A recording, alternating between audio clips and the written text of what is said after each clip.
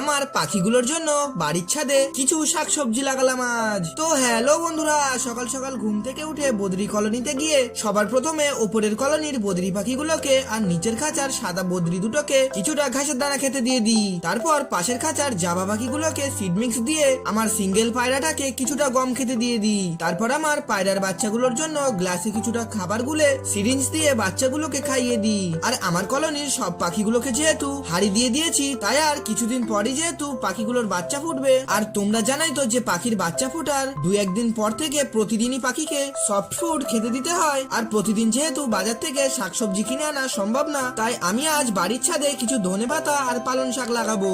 শাকগুলো লাগানোর জন্য সবার প্রথমে আমি ক্যারেটে কিছুটা মাটি ভরে বাটিতে জল ঢেলে ধনেপাতা আর পালং শাকের বীজ 2 ঘন্টার জন্য জলের মধ্যে ভিজিয়ে রাখি। তারপর 2 ঘন্টা পর ছাদে এসে বীজগুলো মাটিতে ছড়িয়ে আজকের মিনি ব্লগটা এখানেই শেষ করি।